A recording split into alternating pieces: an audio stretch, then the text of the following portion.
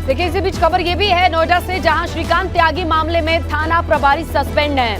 थाना फेज 2 प्रभारी सुजीत उपाध्याय को सस्पेंड कर दिया गया है। परमहंस तिवारी को यह नई जिम्मेदारी दी गई है नए थाना प्रभारी के तौर पर। रविवार रात ग्रैंड ओमेक्स सोसाइटी में हंगामा और श्रीकांत त्यागी के समर्थकों और गुर्गों का हंगामा। इसके बाद जिस तरीके का माहौल सामने आया, खबर यह है कि थाना फेज 2 के प्रभारी को सस्पेंड कर दिया गया है। अब नए प्रभारी परमहंस तिवारी बनाए गए हैं। सुजीत उपाध्याय थाना फेज 2 प्रभारी, इनको सस्पेंड करने की खबर मिल रही है। अब ये जिम्मेदारी परमहंस तिवारी को मिल गई है थाना फेज 2, जहां रविवार रात में ग्रैंड ओमेक्स सोसाइटी, जी हाँ, यहाँ पर आम से खास लोगों को हमने देखा किस तरीके से हंगामा बढ़ते चला गया। लोगों के बीच पुलिस के ऊपर गंभीर आरोप लगे। आम लोग जो सोसाइटी में मौजूद थे, उनका यह कहना था कि पुलिस ने यहाँ पर श्रीकांत त्यागी के समर्थकों को भागने का मौका दिया।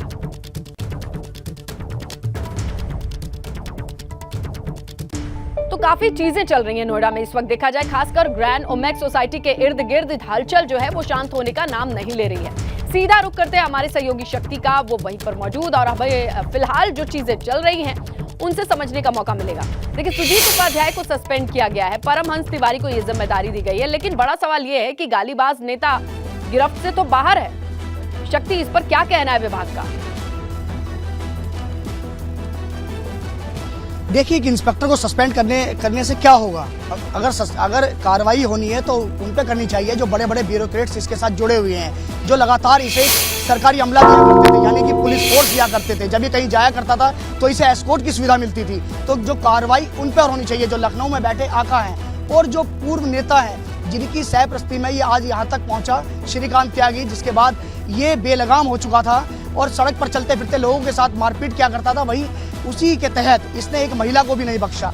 वहीं इस जो सोसाइटी है, इस सोसाइटी की हम आपको तस्वीरें दिखा रहे हैं और बताया ये जा रहा है कि जो आज जो इसने एंक्रोचमेंट किया हुआ उस पर भी बुलडोजर चलाया जाएगा, ऐसा मानना है। दूसरी तरफ आपको ले चलते हैं कि कुछ सरकारी मशीनरी यहाँ पर पहुँच चुकी हैं, बुलडोजर, यानी कि जिससे कि उसने इंक्रोचमेंट किया हुआ उसे तोड़ा जाएगा, यानी कि एक संदेश दिया जाएगा, मैसेज दिया जाएगा। तो हम उसी की तरफ चल रहे हैं। क्या प्रॉपर्टीज है, क्या जानकारी मिल रही है शक्ति, क्या क्या प्रॉपर्टीज है जिन्हें मार्क किया गया है आज? देखिए अगर प्रॉपर्टी की बात की जाए तो अभी चिन्हित, यानी कि काफ़ी ऐसी प्रॉपर्टी हैं वो चिन्हित की जाएगी। हालांकि श्रीकांत त्यागी को पकड़ने के लिए 12 टीमें इस पूरे मामले में बना दी गई हैं। पहले ये 4 थी, यानी कि बढ़ते बढ़ते 12 तक पहुंच गई। ये तस्वीरें दिखा रहे हैं सरकारी अमला, उत्तर प्रदेश सरकार इस पर लिखा हुआ है। और ये जेसीबी मशीन, यानी कि बुलडोजर, जो इसके ड्राइवर हैं, जो कर्मचारी हैं, उनसे हम पूछना चाहेंगे कि इनका मकसद क्या है यहाँ पर खड़ा होने का। क्या ये श्रीकांत त्यागी ने जो इंक्रोचमेंट किया हुआ उसे तोड़ने के लिए आए हैं, यहाँ पर भेजे गए हैं? बात करते हैं हम, शायद ये नोएडा अथॉरिटी से भेजे गए हैं। आप कहाँ से आए हैं? नोएडा अथॉरिटी से। क्या बोला गया है यहाँ पर? कुछ गिराना है, कुछ तोड़ना है? हमें बोला पंचशील जो कॉलेज है उसके सामने पहुंच जाओ, कि ग्रैंड ओमेक्स पे पहुंचना। जी। देखिए बिल्कुल एक्सक्लूसिव हम आपको जानकारी दे रहे हैं कि ग्रैंड ओमेक्स पे ये 2-2 बुलडोजर, यानी कि 2-2 बुलडोजर यहाँ पर खड़े हो गए हैं। और ग्रैंड ओमेक्स, यानी कि ग्रैंड ओमेक्स वही सोसाइटी है जिसमें श्रीकांत त्यागी रहता है, जिसने पीछे की तरफ दरवाजा खोला हुआ है, अपना जो चबूतरा है वो आगे तक बढ़ाया गया है, उस पर आज कार्यवाही होगी। 2-2 बुलडोजर यहाँ पर नोएडा अथॉरिटी की तरफ से पहुँच गए हैं। ये एक्सक्लूसिव हम जानकारी दे रहे हैं अपने दर्शकों को, यानी कि आज श्रीकांत त्यागी ने जो अपने फ्लैट के आगे इंक्रोचमेंट किया हुआ है, जहां पर ये पूरा झगड़ा, जहां पर ये पूरा विवाद शुरू हुआ था, पेड़ लगाने को लेकर ये विवाद शुरू हुआ था।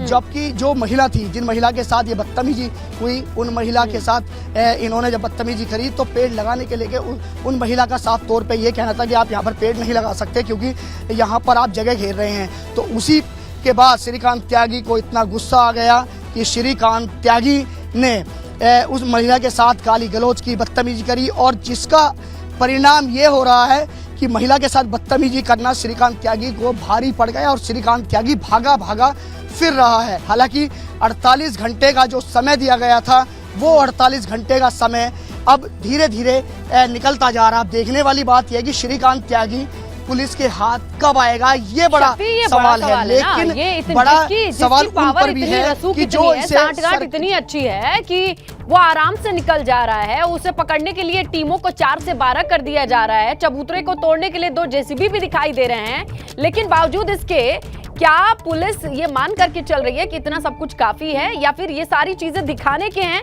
और भीतर से पकड़ने के लिए वाकई कुछ ठोस कदम उठाए जा रहे हैं? कौन कौन सी टीमें हैं जिनका सहारा लिया जा रहा है? सर्विलांस पर उसका फोन, उसके गैजेट, क्या क्या चीजें इंफॉर्मेशन के तौर पर क्या है?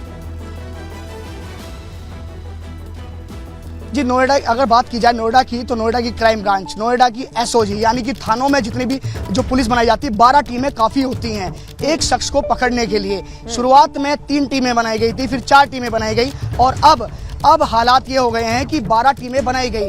हालांकि शुरुआत में ये बताया गया कि उसकी लोकेशन ऋषिकेश में मिली, हरिद्वार के एक सीसीटीवी में वो कैद भी हुआ। लेकिन सूत्रों की माने तो सूत्र ये भी बताते हैं कि वो राजस्थान जैसे में ही अपडेट आती है, जैसे ही पुलिस के हाथ कोई भी सुराग कहीं लगता है, हम जानकारी दर्शकों तक लगातार पहुंचा रहे। इस पूरे मामले पर आप नजर बनाए हुए हैं शक्ति, हमारे सहयोगी, शुक्रिया।